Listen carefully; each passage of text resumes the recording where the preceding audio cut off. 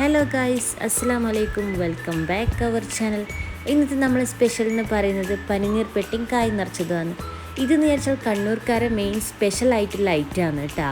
ഇത് പണ്ട് മുതലേ അല്ലെങ്കിൽ ട്രഡീഷണൽ ആയിട്ടുള്ളൊരു സ്നാക്സാണിത്. ഇനി എത്ര വെറൈറ്റി വന്നതെന്ന് പറഞ്ഞാലും ഈ നോമ്പ് 30-ൽ ഏതെങ്കിലും ഒരു ദിവസം എന്തായാലും എല്ലാ പുരക്കും ഒരു ദിവസമെങ്കിലും ഉണ്ടാക്കും. ഇതെന്ന് വിചാരിച്ചാൽ ഭയങ്കര സ്വീറ്റാണ്. നമ്മൾ ഈ എരിവില്ല കടി കൂട്ടി മടുത്തിട്ടുണ്ടെങ്കിൽ ഇനി നമുക്കിതൊന്ന് ട്രൈ ചെയ്ത് നോക്കാം. അറിയാത്തവർക്ക് കണ്ണൂർക്കാർക്ക് എല്ലാവർക്കും അറിയായിരിക്കും, എന്നാലും പുറമേ ഉള്ളവർക്ക് ഏതെങ്കിലും അറിയാത്തവരുണ്ടെങ്കിൽ അവർക്കും ഇത് കണ്ടിട്ട് ഉണ്ടാക്കി നോക്കാമല്ലോ. അപ്പം നമുക്കിതെങ്ങനെ ഉണ്ടാക്കാൻ നോക്കിയാലോ. അതിന് നമ്മൾ ആദ്യം തന്നെ ഒരു പാൻ എടുത്തു, അതിലേക്ക് നമ്മൾ ഗീ ഒഴിച്ചു. അതിലേക്ക് നമ്മൾ ചെറുതായി കട്ട് ചെയ്ത അണ്ടിപ്പരിപ്പില്ലേ അതും കൂടി ഇട്ട് ഒന്ന് ലൈറ്റ് ഗോൾഡൻ കളറാകുമ്പം അതിലേക്ക് മുന്തിരിയും കൂടി ഇടുക കേട്ടോ. എന്നിട്ട് അത് നല്ലോണം ഇളക്കുക. അതിനുശേഷം നമ്മൾ മുട്ടയിലേക്ക് പഞ്ചസാര ഇട്ട് കലക്കി വെച്ചതാണ്. ആ മുട്ട മിക്സിനെ നമ്മൾ എന്താക്കും, ഇതിലേക്ക് തട്ടും. അങ്ങനെ നല്ലോണം മിക്സ് ചെയ്യും. നല്ലൊരു നമ്മൾ മുട്ട വറവാക്കില്ലേ അതേപോലെ ആ ഒരു ടെക്സ്ചറിൽ തന്നെ ആക്കുക കേട്ടോ.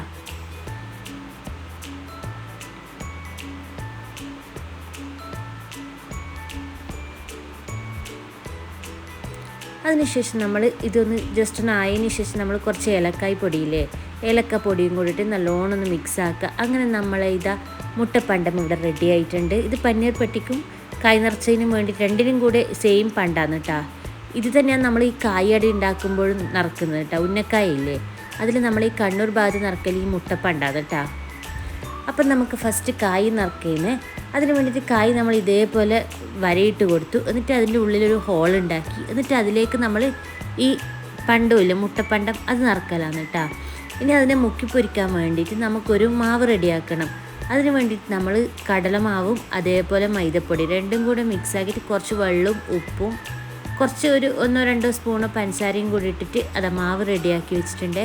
ഇനി നമ്മൾ ഈ കായിലേക്ക് പണ്ടം നിറയ്ക്കുന്നത് ഇതേപോലെയാണ് നിറക്കേണ്ടത്.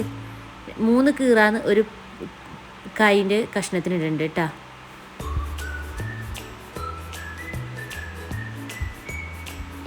ഇത് കറക്റ്റായിട്ട് ഫില്ല് ചെയ്യണം, ഇല്ലെങ്കിൽ നമ്മൾ ഫ്രൈ ചെയ്യുമ്പോൾ ചിലപ്പോൾ പുറത്തേക്ക് വന്നിട്ട് എല്ലാം കൊളാവാൻ ചാൻസ് ഉണ്ട് കേട്ടോ. അതുകൊണ്ട് കറക്റ്റാക്കിയിട്ട് തന്നെ നിറക്കണേ.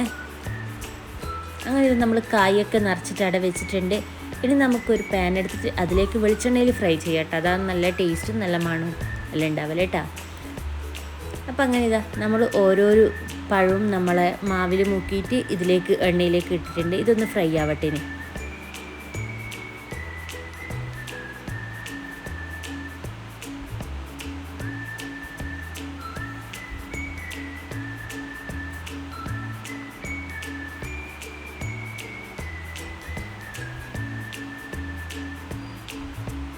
അങ്ങനെ നമ്മളെ പഴം നിറച്ച് ഇവിടെ റെഡി ആയിട്ടുണ്ട്.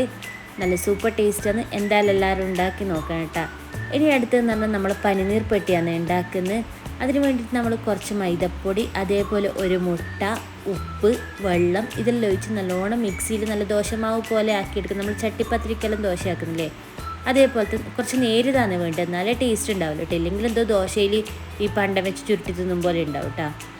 അങ്ങനെ നമ്മൾ 4 ഭാഗത്തു നിന്നും ഇനി ആ ദോശയിലേക്ക് നമ്മൾ മുട്ടപ്പണ്ട് ഇട്ട് കൊടുത്തു. എന്നിട്ട് 4 ഭാഗത്തു നിന്നും മടക്കി കൊടുക്കുക കേട്ടോ. അങ്ങനെ ഓരോരോ ദോശ റെഡിയാക്കി കൊടുത്തു. എന്നിട്ട് നമ്മൾ ആദ്യം ഒരു ബോക്സ് ആക്കി വെച്ചിട്ടില്ലേ, ഇനി ഈ ദോശയിലേക്ക് നമ്മൾ കുറച്ച് പണ്ടം കൂടി ഇടും. എന്നിട്ട് ആദ്യം റെഡിയാക്കി വെച്ച ബോക്സിൽ അത് ഇതിൻ്റെ ഉള്ളിലേക്ക് വെക്കും. ഇതേപോലെ 4 സൈഡിൽ നിന്നും മടക്കി കൊടുക്കും. ഇങ്ങനെയാണ് പനീർ പെട്ടി. ഇനി നമുക്ക് വേണമെങ്കിൽ ലെയർ കൂട്ടാം കേട്ടോ.